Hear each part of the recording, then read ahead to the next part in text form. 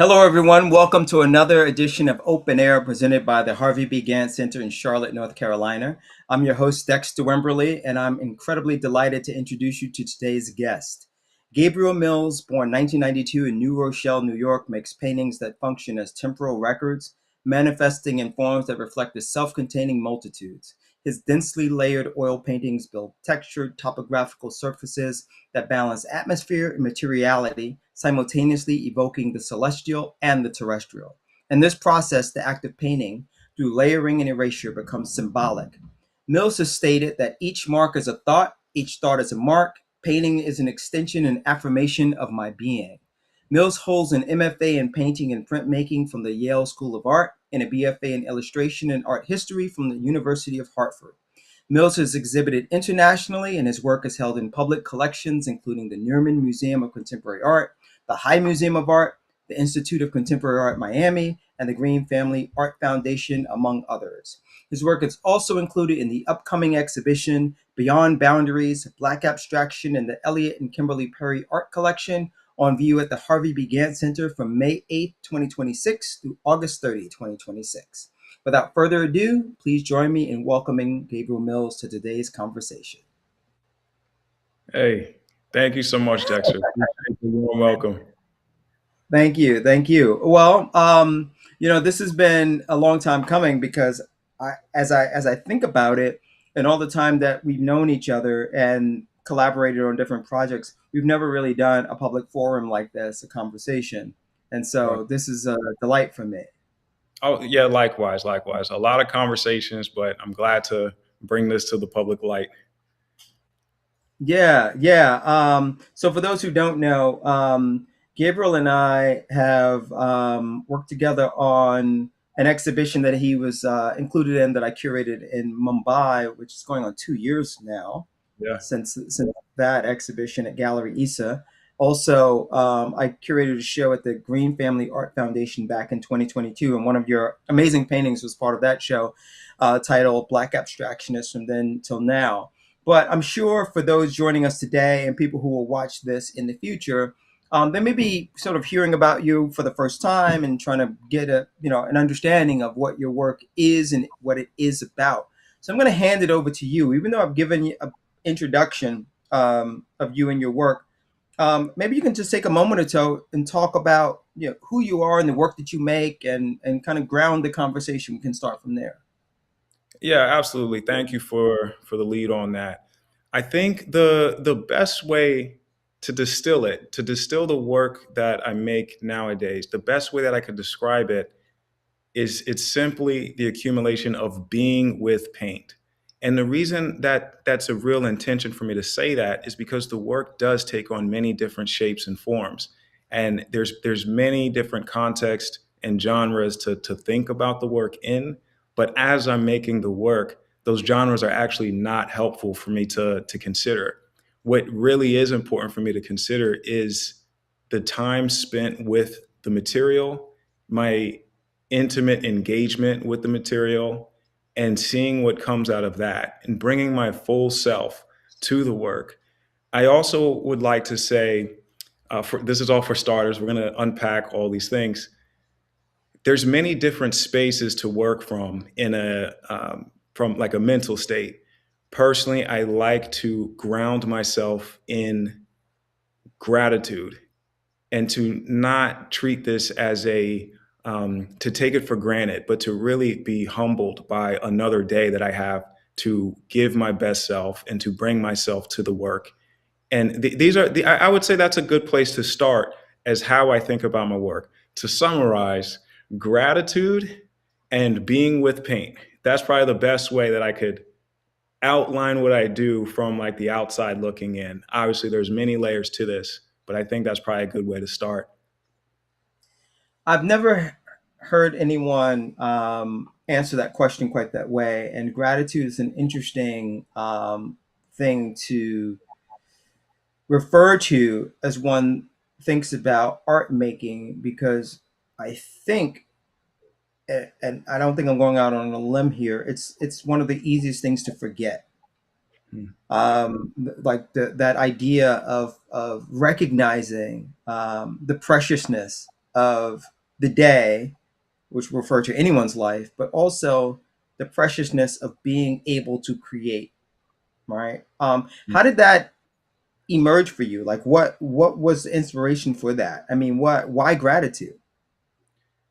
Well, there's I would say I would locate it in many different moments across my life, but it just feels that gratitude continues to be the the place to rest all things upon. Because if have you ever tried to go a day without complaining? It's really difficult. Like when you go, I have attempted many times. It's an exercise that I put myself through. Yes. yeah. So I every now and then I have to do that because I find myself complaining about things that really don't matter. Um, Not that they don't matter. It's just the amount that it's impacting my well-being is actually pretty irrational. And if I'm trying to get to a place of any kind of progress, I think I need to be pretty stable and well-rounded. And I keep going and probing through that line of questioning. And gratitude seems to be on the other side of this for whatever might be in front of me, whatever life that I'm experiencing. If I have desires for something else, that might be fine. But if I can't respect what's already in front of me, then it doesn't matter what's to come in the future if I can't understand what's already in front of me. And I can't tell you exactly when that crystallized, but I felt that that has been a principle somewhere as a kid that I vaguely understood. And over the years, it just emerged as very, very real and very, very true for me to grab onto that as a guiding principle. And in especially as what we do as artists, nobody's asking us to make paintings. You know, it's we're going out of our way to do that. And I think it comes with a certain um, privilege, not just like a socioeconomic privilege. I just mean like a grand privilege from the universe that we've been bestowed upon to be creatives. And that I do think that's something worth being grateful for in treating with a certain level of integrity. And that looks different for everybody. I'm not trying to create a moral uh, hierarchy or anything. That looks different for everybody. But for me, the way that I try to receive that and move forward through my life is by starting with gratitude. I can relate to that, and I think that the word, the privilege of being a creative and being able to take an idea and manifest it into something that is tangible and real for other people to experience and to share the experience with you is something that is incredibly special. And I think, to your earlier point about going a day without complaining, it's increasingly difficult to do that, I think, for a lot of people, for reasons, some that are quite obvious, the Sure. geopolitical reasons and economic reasons, and then sometimes just deeply personal familial things that are just happening in one's personal life. But I was also struck by something that you said to me a while back. I don't remember exactly how long ago it was, but I believe it was something along the lines of, you know, the paintings are just about themselves. They are things unto themselves. They are not paintings about something else. I don't know if you recall that I do. comment or conversation, but I'd love for you to like share a little bit more about that, and maybe you could phrase it even better than I just did. You phrased it just fine, Dexter. I think that was good. I think the way I probably have said it, because the way it's been in my mind, is that the work isn't trying to reflect something. It is something. It's not about the world. It's within the world. And the reason why this is important for me, and to be clear, I have no qualms with making reference to things within the world because I do that. I just actually, when I'm trying to get to the truth of what I'm doing, it's extremely difficult for me to actually locate honestly that this specific mark or this specific moment in the painting is related to this other thing. When I boil down how my process unfolds, it really, really boils down to a lot of trust. And it's a fine line between bringing in what I already know and asserting myself and asserting my perspective. And then another aspect of really following the painting. So I have to be alive, I have to be present, I have to be focused, I have to be grounded to see where the work needs to go and in order for it to become what it becomes. And as that's happening, there's plenty of things that cross my mind. There's plenty of things that my mind ventures to. And the question would be, does the work then become about those meditations and thoughts? Maybe. It's possible. But I think it's clearer and more laid out and parsed out for me to definitively say that the work and how it's becoming made is about the decisions made in the work. It's really difficult to get, like, I could explain the how. I could explain how the work is made. I could explain my motivations for even beginning the work, but it's really hard for me to say it now becomes referential to something else.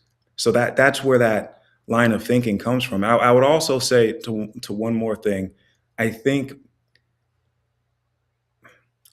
like, okay, when it comes to traveling, for example, whenever I go to a different place, wherever that be in the country or out the country, what I really love is coming across places that are specifically itself. You're not going to find this thing anywhere else. It's not homogenized. Hmm. They preserved whatever their culture is and it's celebrated and it's preserved and et cetera, et cetera, et cetera. There's no overlap anywhere else. And I guess at a certain point, I'm interested in what that looks like in painting. Like, what is specifically in painting that is only could be found in painting? I don't know if I found that. I have no clue. I can't figure that out. And perhaps that's a lifetime worth of questioning. But it is of interest to me to see what is uniquely there that isn't in having overlap somewhere else. And perhaps everything's interconnected. I don't know. I'm unsure, but this is where this line of thinking starts and where it goes.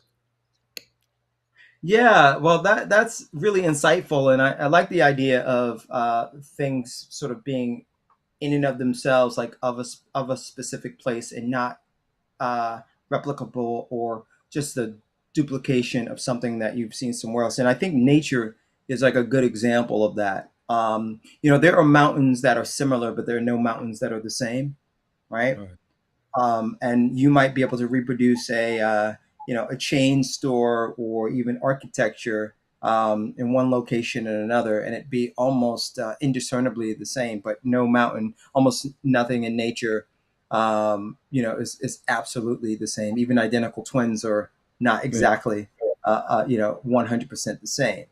Right. So I like that idea. You mentioned at one point childhood. Maybe we can go back. I mean, everyone's always interested in like learning like a painter's journey. Like, what were you what were you concerned with and interested in as a teenager that kind of led you to this journey to becoming a painter? Yeah, it's a great question. It's one worth continuing to revisit because the way I think about my life, it feels like if I made one different decision, it could have went totally in a different direction. It felt like all the decisions I made were pretty delicate to get me to who I am and what I am. And I think as it pertains to me being an artist, as early as I could remember, my imagination was something that I was always interested in exploring through drawing. I never took it seriously as a option to devote my life to, but I never at the same time, I never saw it separate from who I am. Hmm. So there's a distinction between as we age, we're looking at what a profession might be and a vocation. But then there's also who you actually just are and your identity. And drawing and imagining and being creative always felt like it was who I am. I just didn't ever think of it as an option for a vocation and for a profession. So that started to change. Well, actually, I just want to touch on one thing because early on, the things that I was drawing it was always really about really had a lot to do with reverence because I'm probably not that different from many other kids where I was always drawing my favorite athletes. I was drawing Okay. um, Ichiro Suzuki or Derek Jeter or Barry Bonds or whoever, or I'd draw Allen Iverson, or I'd be drawing my favorite cars, and then I'd be drawing my favorite sneakers, and I'd invent my own sneakers and invent my own cars and things like that. And I was big into comic books, so I was always drawing the comic books that I was reading and then making my own versions of that. And so, as a teenager specifically, when I was in high school, answer your question, I was concerned with. I used to sell candy in high school. I was concerned with making money by selling candy, and then also I played sports. So I ran track, I played baseball, and I did jujitsu. My concerns were more around social matters, I mean like engaging my social life, not like the big. My mind was Right. there as a teenager, and it wasn't until my senior year in high school, that was when I first took an art class. And when I took that class, my my teacher, she had asked me, she said, "Gabriel, you must really love Salvador Dali." I said, "Ma'am, I don't know who that is." And she, she introduced his work to me because she was like, "The way that you're working, this looks like you're kind of that's your guy." And it's interesting because I think back to like interconnectedness, it felt like we landed right where we needed to, Dali and I, or who the surrealist movement, because I didn't know anything about it. However, I felt very in sync. Once she introduced it to me, I was thinking like that, and I had found that it was already an established thing that had existed that I didn't know anything about. So anyway, that opened up the door for me, and I made the decision. And that's the thing. You have to make the decision at a certain point. You don't just you stumble into it, but at a certain Right. point, you have to make it clear and definitive. And so Right. once I graduated high school, that's when I made it definitive. I said, I'm all in. I have to go all in. And the one thing I would say is, because a big part of this has to do with the vote of confidence I felt from my family and from specifically my mother. When I told her this, like, because I think that's a question that comes up a lot, is, were your parents supportive of you becoming an artist? And typically the answer is no, because being an artist is like, what are you doing? There's no clear path, like all of that kind of stuff. But my Right. mom, she trusted me. And that trust was something that, it wasn't irrational. She saw that I took it seriously. Right. You know, it wasn't like I was starting out of debt where I had to prove to her that I take it seriously. For her, in her mind, she kind of felt like I'd probably go in that direction anyway, so she trusted it. And so after that, I just kept going, and here we are. I'm talking to Dexter. Well, there's a lot that you said that I want to kind of get into. Like one is the delicate nature of decisions, right? Yeah. And that's something man, I can relate to that so much. I think if I had any idea of what being a curator was when I was a teenager, I wouldn't be a curator today, if that makes any sense. Like, Yeah. because I would have, I would have put too much pressure on myself, too much emphasis on an outcome, too much speculation on like all the things I needed to do. It would have just, I would have almost in a way kind of, I think, created more obstacles than opportunities simply by overthinking it. Just to put Mm, it simple, just overthinking it. yeah. And so all of those twists and turns of life that leads one to say, in your case, become, a professional artist, are things that, perhaps there was happenstance, perhaps there's coincidence, perhaps there's just good luck, or bad luck, or, any number of things that happen. I mean, maybe, one thinks they're going to become a professional athlete, but then they get injured. And so that's off the table. But that closed door then opens other doors.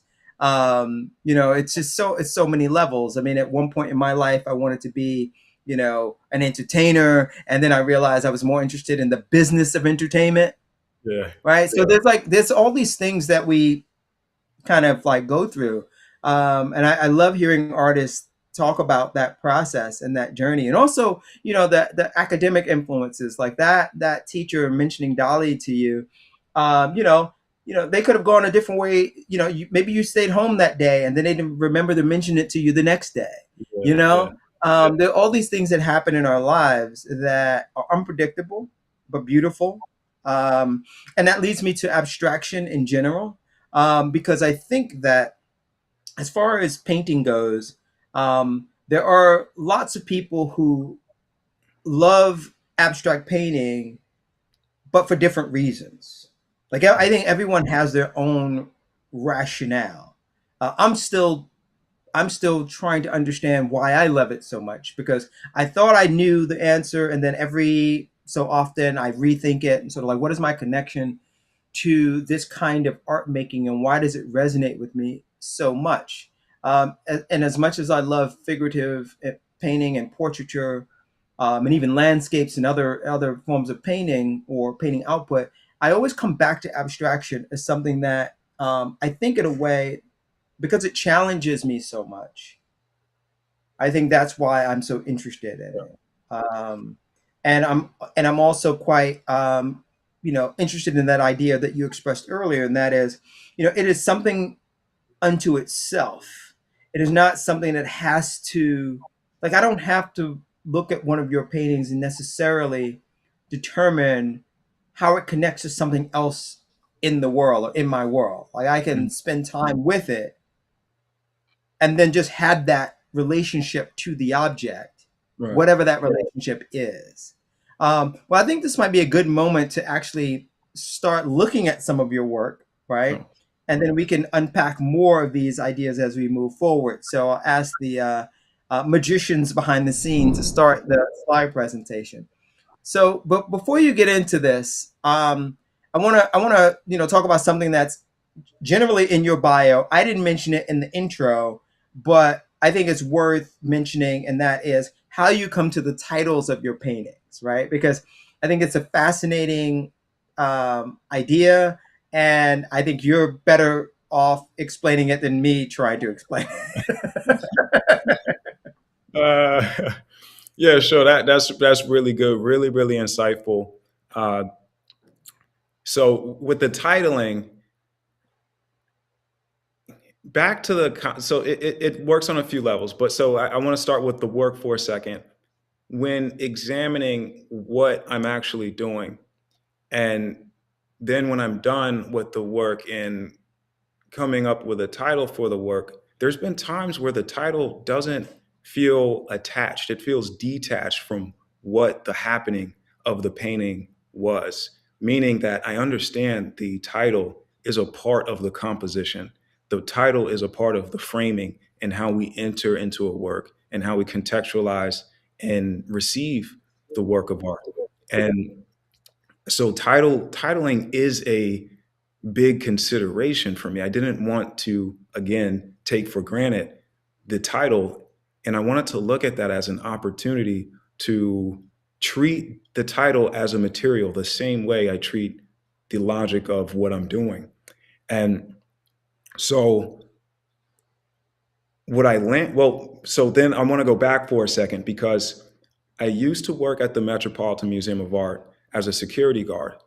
And when I was there, I would sketch and draw whatever was in front of me and study the work and study the sculptures and compare the Monets and the Manets and the Degas, all that. I would do all that. So it felt like continued education. But then there was also times where I would look at the words on the, what do you call, on the wall text or on the top of the galleries.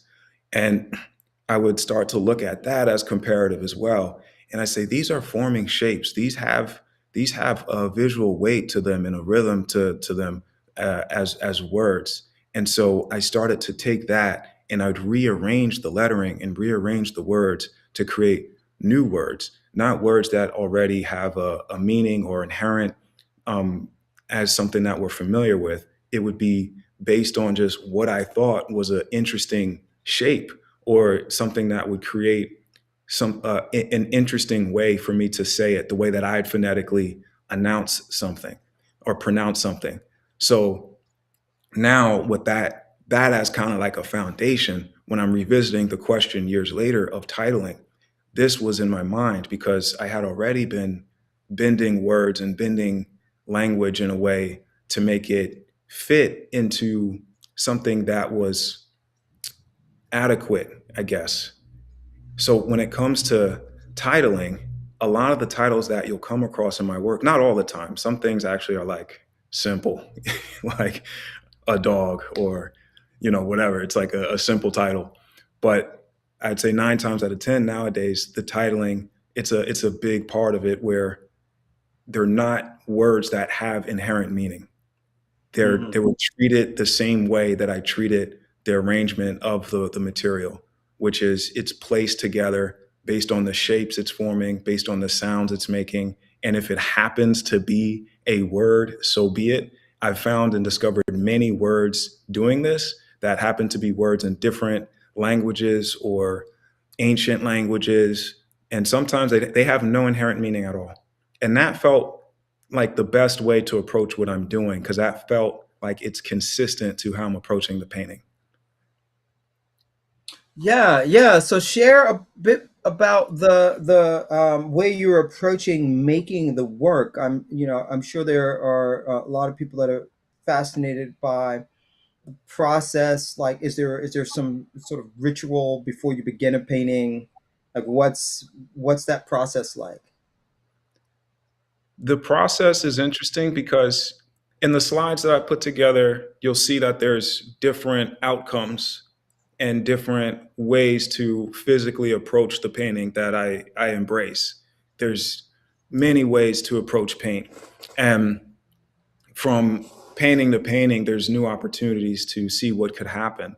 But I would say like the consistency between each of them as far as like a ritual, like I said, it's really about being present. Like I can't emphasize that enough. Like I have to be present. I have to be with the material. I have to be thinking with the work. And that gives me the best opportunity to see through what's going to happen. Actually, sorry, let me get into this because I almost forgot this aspect of the practicality of the how. So this work that we're seeing on the screen is 10 feet tall and it's 16 feet wide. I have a few paintings that are like this, that are at that scale. And there's a lot of material there. There's a lot of oil paint. That's another thing. A lot of the pieces you're going to see, they're only made with oil paint. That was another decision. There's so many options on the table of what to use. I wanted to just get down to just one material and see what could happen just with that one material. So given this, there's tons of oil paint. The paintings are extremely heavy. I'm working on a lot of paintings. I had to update the operating system. It's like when you take on new challenges, you have to accommodate it with new tools. So the tools that I have to use now when I'm working at this scale, I have industrial grade purifiers. When I'm working on a lot of things at this scale, I have to wear over the head respirator to protect my lungs. So there's safety measures to go into doing the work I'm doing, because before I was doing this work without that and I was getting sick. I was coughing and headaches. And so the question I had to ask myself is, if I want to see this work through, how could I do so in a way that allows me to actually do it? Or I just have to do something else. Um, Mm. so I think that answers the question to some extent, but please feel free to ask any clarifying questions. No, that was a good explanation. I believe the next slide may be a detail of this work, if I'm not mistaken. Is that Yes. correct? Right. Yeah. So actually, So, wait. I yeah, I'll get into what this work is because I think this will outline a little bit more about the underpinnings of how I approach the painting. So this painting is titled Gethsemane. And so 3 years ago, I did a show titled Tits Optimist. And these titles came about from that process that I was just outlining. And in the show of Tits Optimist, I had a painting titled Udaya. And now I looked into what that word is, and it has roots in Sanskrit. And the Sanskrit word translates into rising. Now, I was speaking to a few people about this, and specifically my sister, who's really into this. She expressed to me and told me that it's more than just rising. Depending on the context of it being used, its connotation could mean to separate oneself from the material world. And so I was thinking about that for a while. And so then now 2 years ago, I titled my exhibition Udaya. And within Udaya, we have this painting, Gethsemane. And the question that I was asking myself is, or sorry, as I was making this work, Gethsemane is what was the point of reflection. It was the point of meditation as the work was being made. And now Gethsemane is a reference point to the the garden that Jesus was praying in the night before he was crucified. And as I'm making the work, again, it's not an illustration of Gethsemane. It's not supposed to be a narration of Gethsemane. It was more so to embody my reflection points about what that story was for me. And when I think about what that story is, it's one of faith. It's basically the way the story is Jesus is in the garden the night before he's going to be crucified, and he knows his fate. He knows that he will be betrayed. He knows that he will be arrested, and he knows he will be crucified. And so he's praying to God, and he's saying, God, please, please let this pass over me. And ultimately, he says, "Thy will be done." God, if this is how you're going to have it, then so be it. And so it's a ultimate act of faith, which is, you see, faith isn't present in a comfortable circumstance. It's usually irrational. It's usually disquieting, but there's solace in there. And so as I'm making the work, these are the thoughts on my mind, and I'm Mm. seeing that the work, the way it's becoming the way it's becoming, it's actually taking on something like this, not with that same kind of weight, because I cannot imagine what that weight is, Right. but it's taking on the embodiment of faith. I can't tell you how many times I had to rip this piece apart and put it back together. And it's in the triptych format, which is a format that I've revisited time and time again, where each panel has its own pressure, each panel has its own logic, so to speak, but they're compressed together as to view all together at once. And because the scale of it and because the monumentality of it, it felt like it became more appropriate to be named Gethsemane. It felt fitting for what that reflection was. Wow, wow. What a wonderful like explanation of the inspiration and the thought process around the work. Yeah, it was also not exactly what I was expecting either, which is also great. Um, let's let's go to the next image. I'm going to be mindful of our limited amount of time, and I want to make sure we get through every single image. So Yeah, please share what you can. yeah, for sure. Look, I'm gonna work on brevity, but this one and the following one, I'll speak a couple of minutes about them. The next ones we could go through a little more succinctly. Sure, Um, sure. so this piece and the following one, these two paintings were in my exhibition at the Nerman Museum of Contemporary Art. This is an installation image, and the show was titled Unikai, and this is a 10-foot by 10-foot square. The other one is around the same, it's 10 feet by 14 feet wide. And then there was another piece that was also a 10-foot square. So the show, it took on this scale. And actually, I think the best way for me to get inside of what my process is like and what these works were like is to run it parallel to Spider-Man. So when I was growing up, I was fascinated with Spider-Man, and I read all the comic books probably up until sometime in late high school. But in like 2005 or six, there was a story arc titled The Other. And this is fresh on my mind because I really liked the story, but I think in the movie coming up, they will be referencing this story arc. But nonetheless, the basic way the story goes is it's a story of transformation, and it's a story where they're probing a question that I think has been asked in that universe yet to that point, which is, it sounds silly, the question is it the spider or is it the man? That's basically like the existential question that's being posed. And it begins where Peter, he has this dream or nightmare where he's dying and he's in a morgue, and he sees these past villains, and he sees his uncle, and he's losing his powers. And then he wakes up and these things start to actually happen. He eventually ends up getting killed, and they go to the hospital room and they only see his skin. He shed out of his skin and he ends up in a cocoon. And in the cocoon, he has this encounter with this uh, gigantic spider. It's like a larger than life spider. And the spider is talking to Peter, and he's saying to Peter, "You have forgotten who you are. Actually, you never knew who you were. You never spent the time actually asking who you are.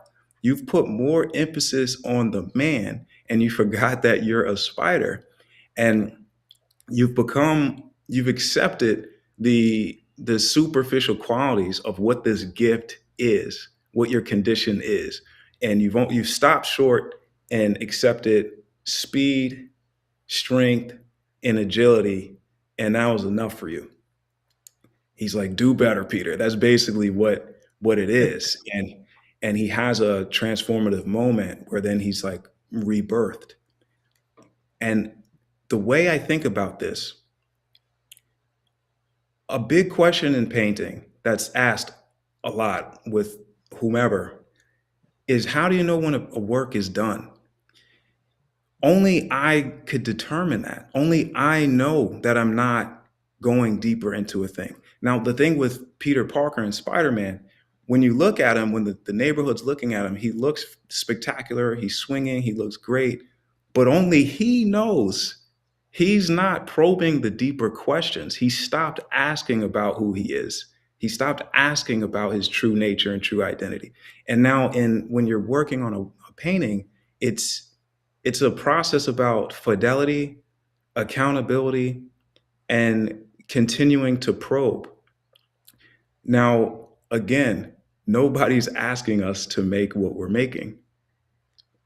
Throughout history, across cultures, across time, we've found a way to always give shape and give form to our experiences, whether that be an encounter with the divine, whether that be a mundane observational experience, whether that be uh, your family, whatever it is, we've always given shape and form to what we're doing. So the justification of making art, that's out the window. You don't need a justification to make art. I think it's just intertwined with our identity. I think what the justification comes in is because of what you're doing requires so much of you. Why are you doing it? You need to continue to probe deeper of it actually mattering to you. This is my life. This is you're exchanging your time, your precious time to do this thing. And so with this painting and the one after it and the rest in the show, when I began the work, I had an image in my mind, and the image was we're going to work in off-white, beige, tan, muted palette, and we're going to come in there with moments of explosive ultramarine blue, and that's the focus of the show. That was the image that I had, right? And I got there, and it wasn't worth anything. Mm. The whole thing shattered. It I was like, man, this can't be what I'm spending my life doing. This is not it. But I'm sure somebody would have appreciated the work, but I knew that there's more to be found here. And so I had to go really deep in. I had to give all of myself to make this work. I had no idea where it was going to go. I really couldn't have told you, but I was committed to seeing it through. And this painting and the one after that you'll see, I think they embody all of what I just said in, I can't say the best way, but I would say it's totally intertwined with everything I just been talking about. I really lived through all of that through making these works. Well, thank you for for the framing and also the reference to Spider-Man, which is again not something I expected. Let's go to the next image, but it's like really appropriate to kind of refer to this idea of, are we sort of satisfied with a certain sort of like like a certain level of expression, a certain level of like self-reference, but or have we actually gone deep enough to understand like the true nature of who we are and also the true value of what we're doing? I mean, there's so much to unpack there, as relates to art and life.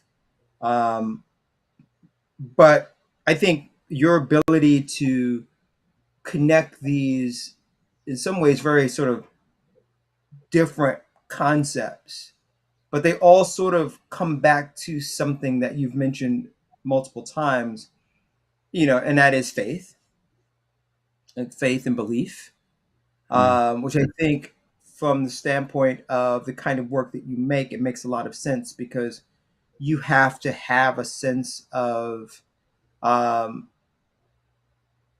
confidence in the process and also the end result. Back to that thing about knowing when a painting is completed, which is something that comes up often with not just abstract painters, but certainly abstract painters is sort of like the perennial question that they're always asked. And so I think you referenced this painting already, and I'd like to go to the next work actually. Um, so it's an Okay. install also from the Newman show, correct? Yep, yep. That's just So what brought, reference. Yep. so what brought you to this scale? Why this scale? It felt that it was slightly out of reach for me. Do you know what I mean? Mm, And mm, it required something new of me, and it just needed to happen like that.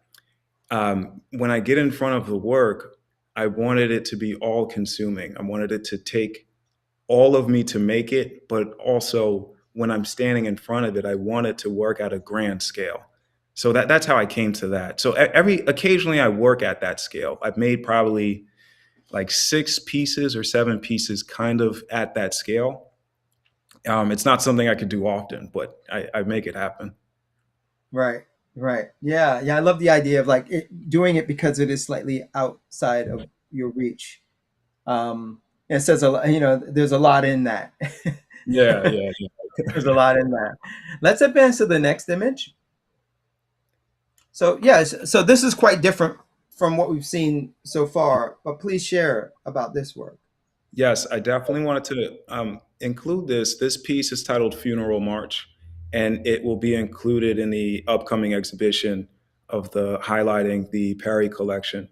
So the this work takes on a lot of density and a lot of weight, and the meditation or the reflection point as this work was happening was through the concept of similar theme of revivification. And so through your life you're going to have many deaths and rebirths, and on like a micro level, like on a metaphorical level.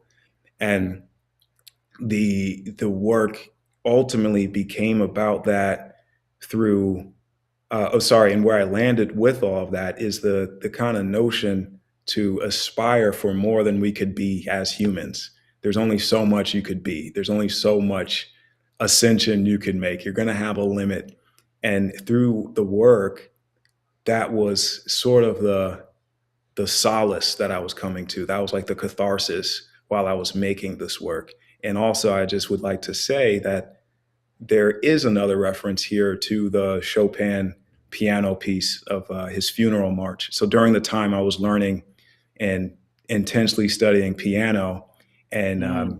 as I was making this piece to eventually put on a concert, a private concert for my now wife in total secret. So as this piece was happening, I'm intensely studying piano, and I've always loved Chopin's work. So it felt like it converged all at once. I was feeling the weight of love and what that meant for what my life will be. And I was also just feeling very in tuned with Chopin's music. So it just all came together. Well, let's take a moment. We'll go to the next image, but let's also take a moment to talk about music because I recall, I guess at this point it must have been 4 years ago, or no, maybe even five. One of your exhibitions at Alexander Berggruen Gallery in New York City. One of the programs you had was a musical performance, if I'm Oh, not mistaken. yep, yep, Um, yeah. so why does music factor so heavily and greatly into your work? You know, Dexter, that's a good question. It's hard to really answer. Like, I think I'm not. There are many artists who do have like an interdisciplinary approach to how they express their work. I'm not quite that, but maybe in how I think about work and how I see things, I can't necessarily locate exactly why and where the music is coming into the work. I can make suggestions, but Mm, that's one thing I haven't unpacked it totally yet. I really haven't. Because there's also a lot of mm, times when I'm making work, I know a lot of people listen to music as they work. When I'm making work, a lot of times I don't want music. It's just silent. I want the work to be the music. Like when a doctor's doing surgery, he can't have on 2 chains. He has to focus. So so for me, it's similar to that. But I spend time playing piano. I spend time thinking about music. It finds its way into the work. It feels like another extension, another way that I could understand how to extend and express whatever the thing is. I can understand that. Everyone has their own process, and I certainly know that there are moments where I need another sort of distraction or stimuli in the distance to sort of it really depends on what I'm working on, but honestly, if I'm working on something that is incredibly important, that really requires something extra from me, I have to do it in silence. Yeah. Like there's no other way, and I will go to great lengths, to find that silence, because it's when I have complete silence, it's when I actually feel the most alive and connected to the world. Like it's a something that happens that is beyond me, and I certainly can't really express it accurately with words. But what I find is that true silence is actually really hard to find. Like it's almost impossible, like in our lives. But when I have a moment where it's actually there, it transforms my brain functions in a way. Yeah. So I can certainly relate to that. And so we had a question that came in. Let's see. When you go into the studio or on any particular, do you have Okay, this is great. This is a good question. So the question is, when you go into the studio, do you have a plan on what you want to accomplish, or does the time or day like vary or not? Like so basically, are you going in letting whatever happens happen, or are you going in with a set goal of what you're trying to get done? Yeah, there's control to it. So I come in with an agenda of what I need to do. Like I'm trying to be careful here. It's like there's not specific outcomes that I'm looking for every time. But when I'm coming here, I know, okay, we don't know what the outcome will be, but today you need to work on this panel. Today you need to prime this panel. Today you need to send this email. Whatever the thing is, I try not to fix to outcomes. I would want to emphasize that. I fix to the things that I could control, which is showing up, getting involved with a specific process, and seeing what's going to come of that process, if that makes sense. No, it makes total sense. Let's go. You didn't share anything about this work in particular, so I'm going to give you an opportunity to do that. But what I would say about what your answer to that question was that I found quite interesting is that I mean, I think that for the life of a professional artist, and I use the word professional only to the extent of saying like someone who actually sells their work, right? Like, so just that's all I'm really saying. Like, No, you can, you know, um, there is a part of your day to day that is purely creative, and then there's a part of your day to day that is just administrative and just like looking at bills and sending out invoices and like replying to emails. Like there's no way around that, right? no, absolutely. You got it. You have to structure all these things in. But Right. brevity. So we're going to be brevity on. We're going to be brief on this. Okay. So Okay. So let's hit this one, and then we'll go to the next work. yeah, yeah. Because I think what I really want to communicate about. I could talk about each of these at length for a very long time, but we have a limited time. With this, the challenge that I was giving myself was I've always looked at discipline pretty one dimensionally, which had more to do with stamina and going in what do you like, late nights, not sleeping for 5 days, et cetera, et cetera, et cetera. And so then I noticed that I was attaching a premium on the duration of how long a thing took to accomplish. And that's not always true.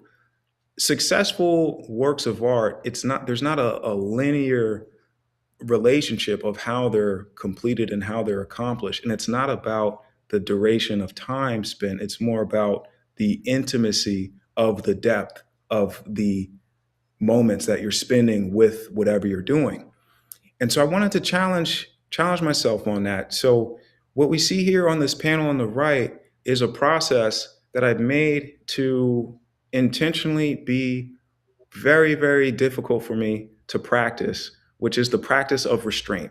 So the way that these are done, they're done in less than a day, and they're done by simply arranging paint on the panel, and it's completed by dragging a comb across multiple times until it's gone through the top to bottom completely. And when I drag the comb, it's revealing what the paint is going to be. It leaves those marks behind, and sometimes it leaves the it shows, it reveals what the first impressions of the paint were underneath, and then on top it has the striations and creates new marks and patterns. So it's somewhat sporadic, a little bit of planning, but it's really difficult to ever know what the work is going to look like. And then it's paired with a process that does take a great amount of time to complete and make happen. So that's this diptych here. Fantastic. Let's go to the next image, which is a detail of the work you just Yep. described. So let's advance to the next. One of my favorite works here, for a lot of reasons. It's funny what you say about time. I mean, look, in the art world, what's interesting to me is that, similar to the question of when do you know when a painting is done, which, and I don't want to belittle the question because I think it is a valid question. I mean, look, don't get me wrong. I'm not trying to say that, like, I don't know why people ask that question, because I get it. And I've even, like, asked that question. So, to be clear. But also, the thing you mentioned about time, I think that because of a very, let me rephrase this a different way. I think oftentimes when people think about the value of art, and in this case, painting, they are also subconsciously, or maybe even consciously, but subconsciously relating it to labor as it Yeah. relates to other forms of labor. And so what ends up getting conflated into the conversation is this idea that an hour is worth a certain amount of money, Mm. which is actually quite absurd, because an hour of one's life is actually incalculably valuable. Like, there's no real dollar amount you could put on the price of a day. Because Yeah. if it were your last hour or your last day, there's no amount of money in the world that you would trade it for, because the money would have no value as it relates Exactly. to your time.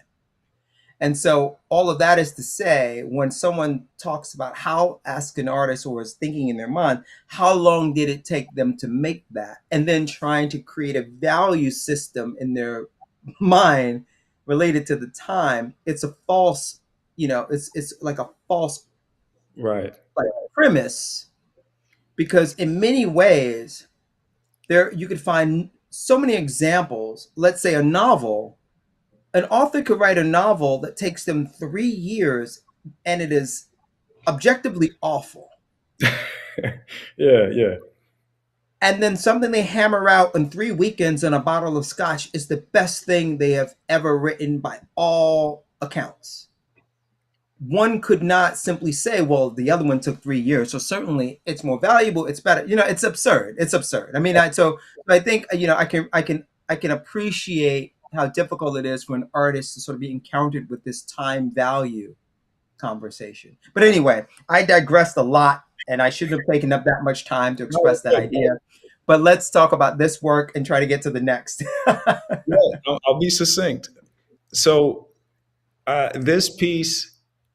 All right. So okay, what I'll really approach in this piece. So in a few of my pieces, you'll see there's a really vibrant ultramarine blue that's emanating, and I spent a very long time trying to figure out how to make that happen. It's very intentional. So I've been affixed to the pigment lapis lazuli for years, and I couldn't find a way to have the same vibrancy of what the pigment looks like and have that be a part of the painting and also have it being stable. So essentially, is how do you have the the oil paint, which has a binder, and have it have the same vibrancy as the pigment without the binder? So I spent a long time with experimentation and a lot of failed experiments, et cetera, to figure out how to have both things, to make sure we have the blue and it's also stable. So you'll see that from time to time. And I say that color doesn't typically take on like a symbolic meaning for me. The ultramarine blue is the closest thing to it because it's just been in my mind forever. I've had dreams of the color. So it's something I return to from time to time. And the last thing I'll say about this, not to open a can of worms with this one, we'll get to it another day. I think this piece is really for me at the fine line between drawing and painting. This has a certain graphic quality to it that would be organized and arranged similar to how one might be describing form, and but it also has the color as a painting. So it's right at the threshold. We'll open that conversation up another day. Yeah, yeah. I mean, there's certainly so much more that I'm interested in talking about as well. Let's go to the next image, which could be a detail of this work, so we can advance to the next. So let's talk about this format, because I really love the verticality of this work, and I'm wondering, like, how did you arrive at this composition?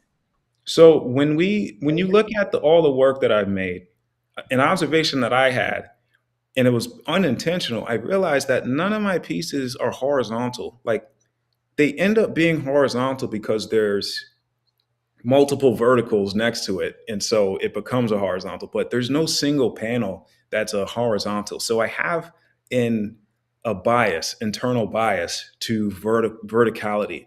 I don't know why. I can't tell you. But I've been working in the triptych format for years, and I was always approaching it horizontally by having multiple verticals or multiple squares adjacent. But I began asking, what if I take those and stack them vertically as well to activate a different plane? And now this piece specifically, what I love about this is it holds three different processes which take different time to accomplish all together as one. The center panel there in the middle is done with that process that I was mentioning where you're combing over. The one beneath it is a pouring method. And the way that happens is I could only work on it for like an hour at a time, but then I can't touch it for like another 2 weeks because it's drying. So I'm not touching it as much, but there's a longer duration until I could see it again. So it might take 2 months to do it, but it's really only like 4 hours of working time or something like that. And then the one on the top, it's just like a marathon of push and pull and back and forth. So this triptych has a lot of different things to it, and it holds itself, it holds its weight. And I love the verticality in there as well. So that's how this piece comes to be. Super, super. Let's. I think we're down to two, right? Let's go to the next, which may be a detail of that work, and then I believe we have this and then final. So now, so this is the first work that we've looked at that has something that I think one would immediately recognize, For sure. right? The clouds in the center. So just talk me through what your thought process was in making this work.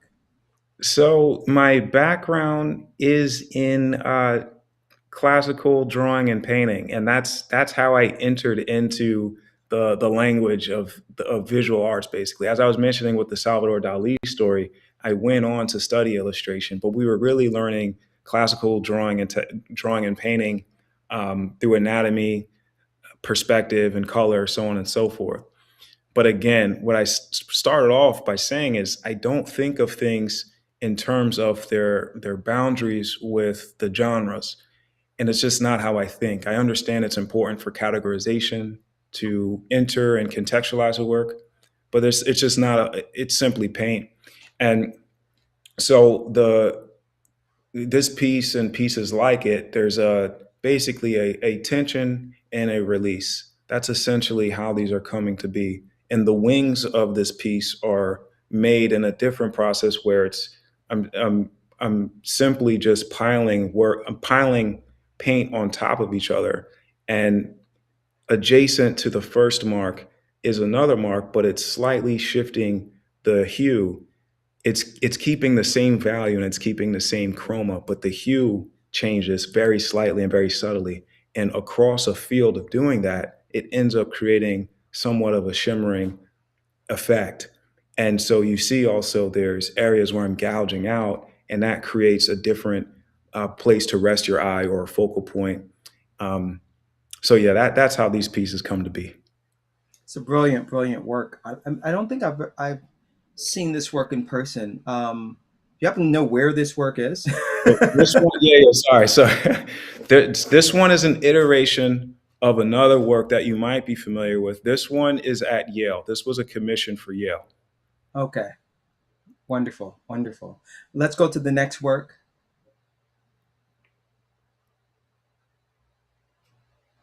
So it's a Detail. detail of what we just Yeah, saw. Yeah. yep. And then one more advance. So I'll briefly talk about this one. Mm-hmm. This one, Please. I felt that for many years I had a aversion to chroma. A, a lot of my pieces were very subdued in their saturation, and that I think has a lot to do with the way that I was approaching drawing and painting from my foundation, which in the natural world, saturation doesn't reach past a certain level.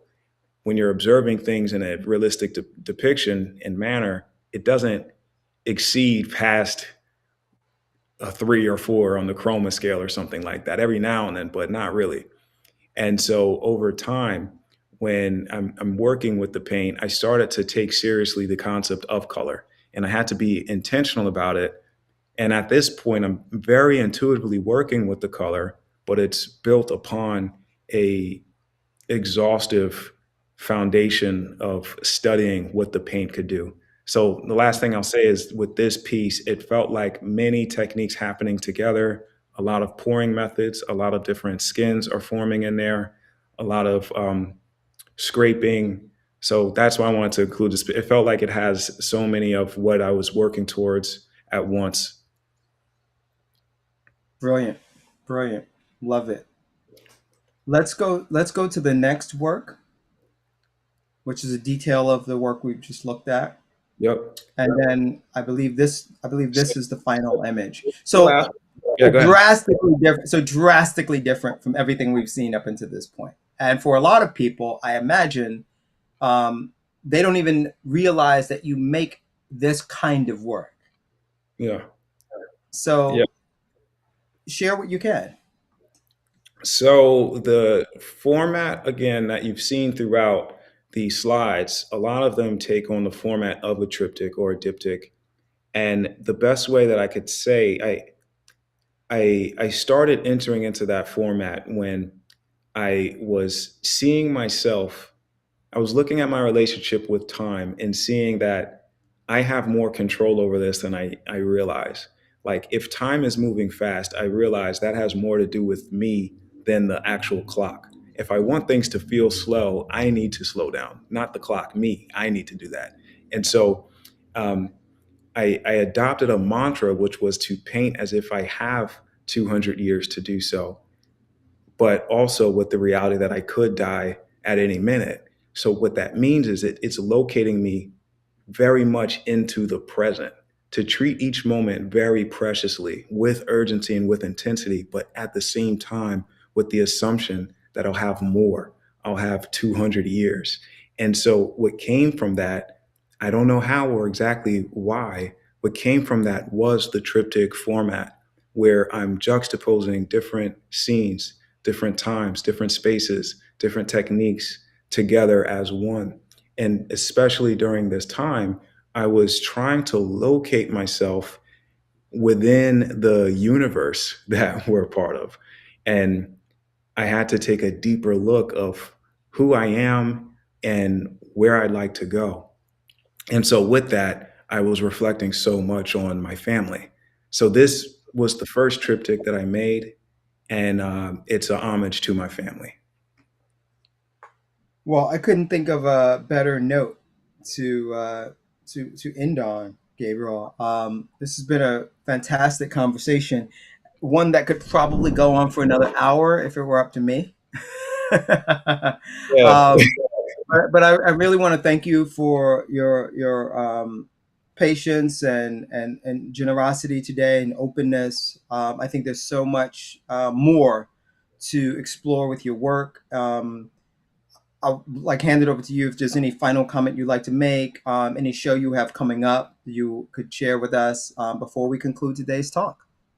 Yeah, first and foremost, thank you, Dexter. Thank you, everybody, for attending and for the tech team for setting this up. Obviously, I have a lot to say. I have a lot to unpack in the work, and hopefully, we have another conversation where we could unravel some things some more.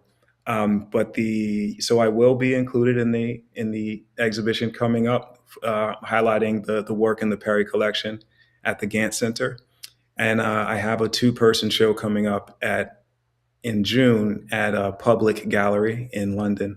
And at the end of the year, I'm doing a solo exhibition with Gallery Isa in Mumbai. So that's what's on the schedule for the rest of the year. Fantastic. Well, congratulations on all of that.